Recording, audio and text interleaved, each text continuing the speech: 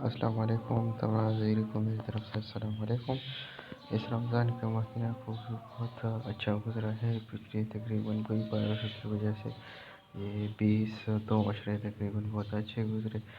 آج رمضان کے مہینے میں آپ ایک مسئلے کی طرف سے آپ کو رجوع کروانا چاہتا ہوں۔ وہ مسئلہ ہے فطرانے کا، چونکہ اس دنوں میں ہر کوئی سوچ کر رہا ہے کہ اس وقت فطرانہ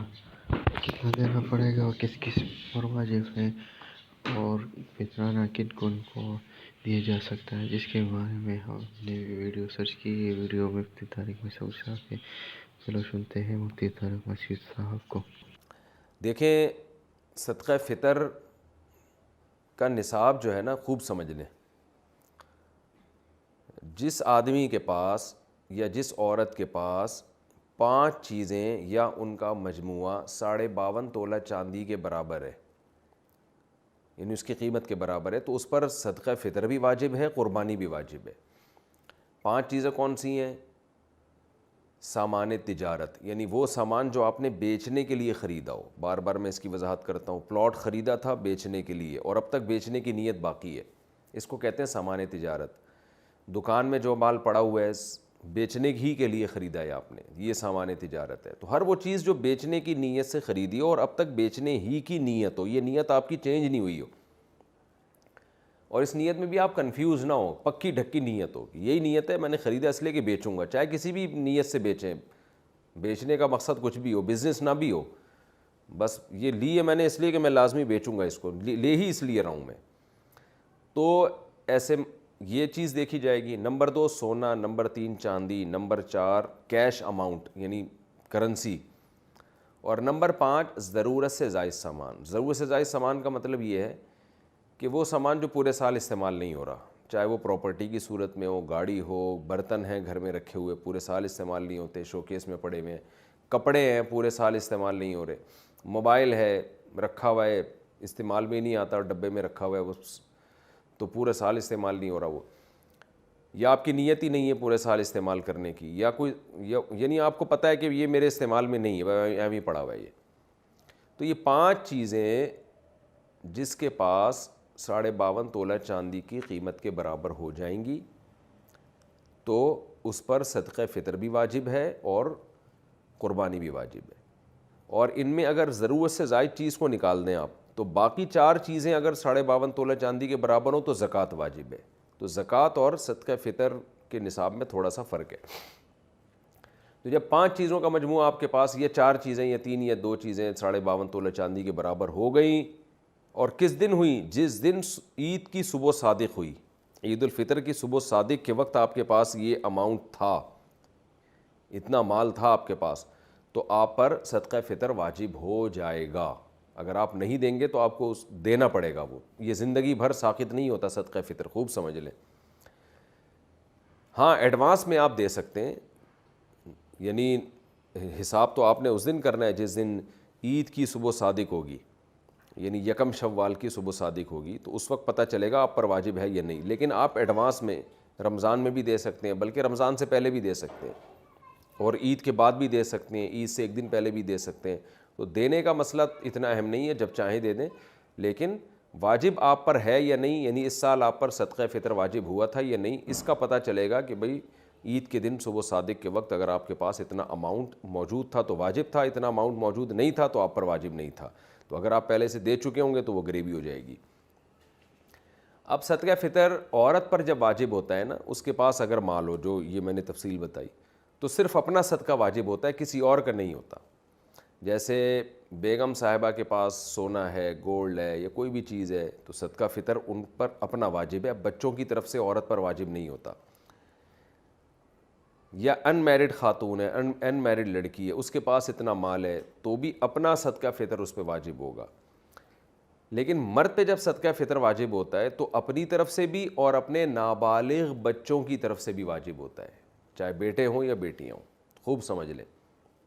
بیوی کی طرف سے مرد پہ واجب نہیں ہوتا، بالغ لڑکے کی طرف سے مرد پہ واجب نہیں ہوتا، بالغ لڑکی کی طرف سے بھی واجب نہیں ہوتا، یہ واجب ہوتا ہے نابالغ بچوں کی طرف سے۔ یعنی گھر کا جو سربراہ ہے اس پر واجب ہے کہ وہ صدقہ فطر اپنا بھی نکالے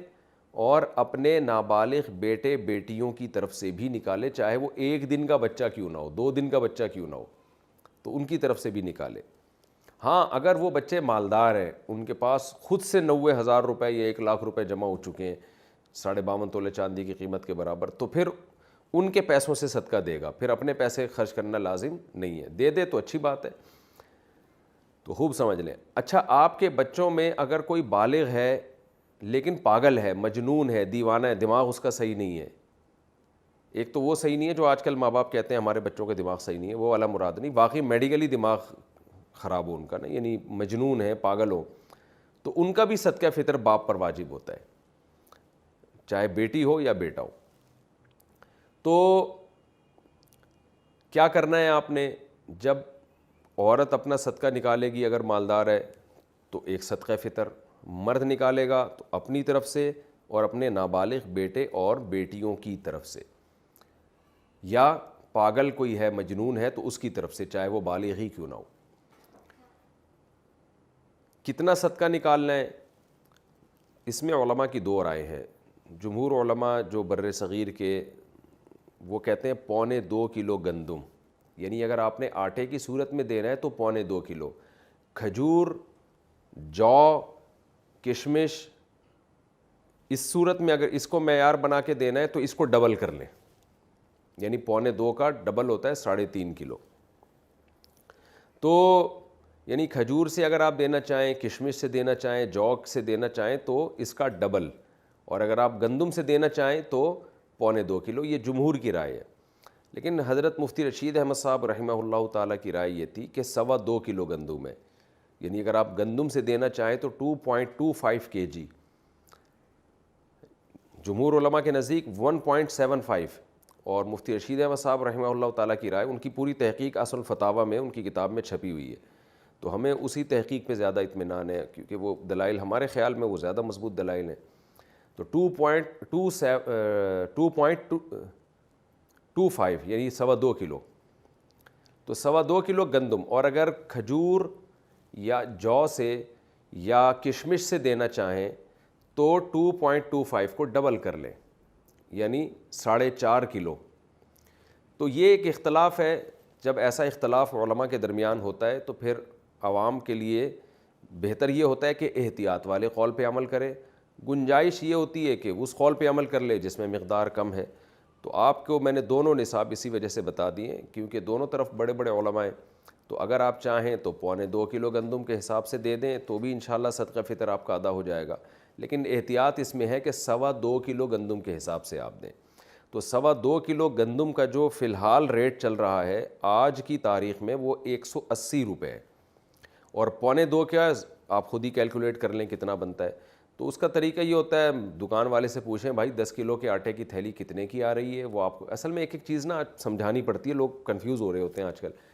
تو آپ دکان والے کو فون کر کے پوچھ لیں میرے بھائی 10 کلو آٹے کی تھیلی کتنے کی ہے، وہ آپ کو بتا دے گا جی اتنے کی ہے، تو اس کو 10 سے ضرب دیں گے تو 1 کلو کی آ جائے گی، 1 کلو تھیلی کی ویلیو آ جائے گی، اور پھر آپ اس کو 4 سے تقسیم کریں گے تو 1 پاؤ کی آ جائے گی، ٹھیک ہے نا۔ تو 1 کلو کی بھی پھر 1 پاؤ اس میں ایڈ کر دیں، 2.25 کلو نکل آئے گا۔ تو اب یہ تو نہیں کہ کیلکولیٹر سے اب آپ کو ایک ایک چیز سکھاؤں، تو خیر 2.25 کلو گندم کے ریٹ آپ معلوم کروا لیں، یا آپ سستا والا دینا چاہتے ہیں تو 2.25 کے معلوم کروا لیں۔ تو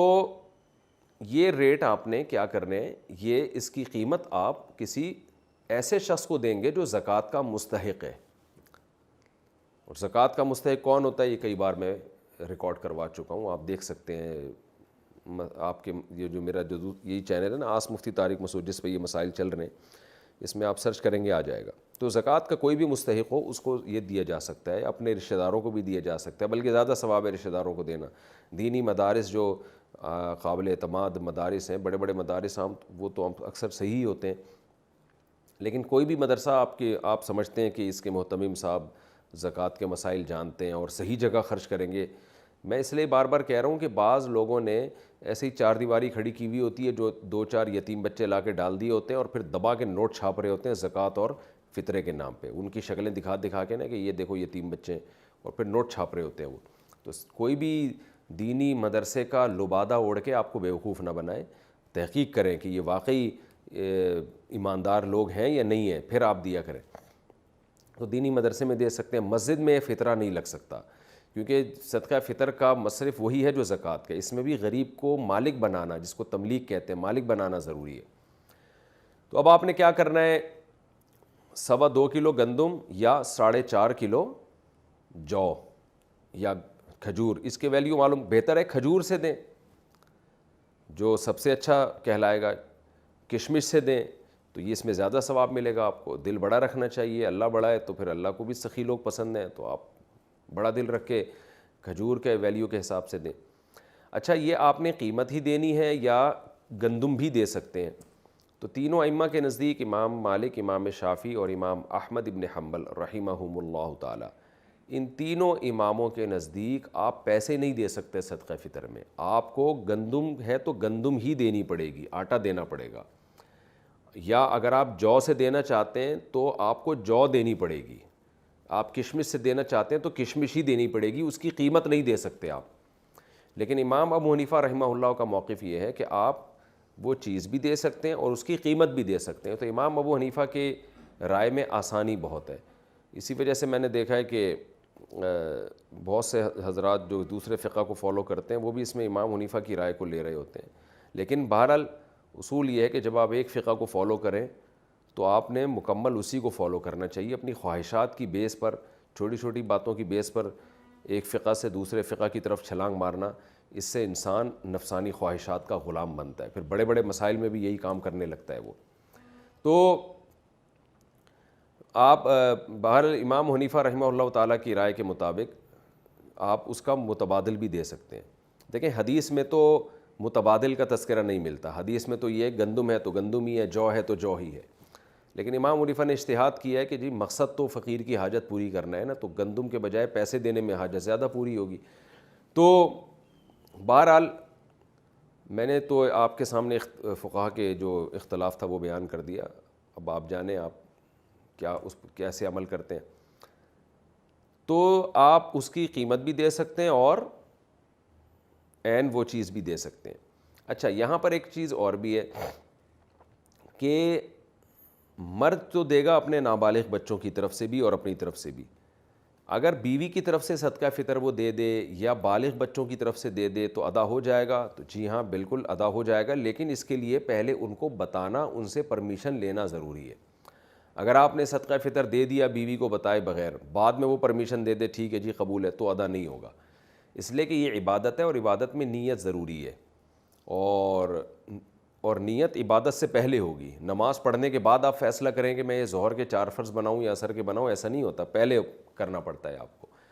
تو بیوی سے پہلے پرمیشن لے لیں کہ بھئی میں تمہاری طرف سے صدقہ ادا کر رہا ہوں، تو اس کی خاموشی اس کی علامت ہوگی کہ وہ راضی ہے اس پہ۔ ظاہر ہے اس پہ تو سبھی راضی ہوتے ہیں کہ جب آپ کسی کی طرف سے کوئی عبادت کر رہے ہوں تو کون منع کرے گا آپ کو، اس کا پیسہ بھی بچ رہا ہو۔ تو بچوں کا بھی ایسا ہی ہے، بالغ بیٹا ہے بالغ بیٹی ہیں، ان کو بھی پہلے اطلاع دے دیں کہ میں تمہاری طرف سے، تم سب کی طرف سے صدقہ فطر ادا کر رہا ہوں، تو اگر ان کی اجازت ہوگی تو ٹھیک ہے، یعنی یہ اطلاع، یہ خاموشی بھی اجازت ہی ہے ایک طرح کی۔ تو اس طرح سے آپ اگر دینا چاہیں تو ادا ہو جائے گا۔ دینا کب چاہیے؟ عید سے پہلے پہلے دینا، یہ سنت عمل ہے، تاکہ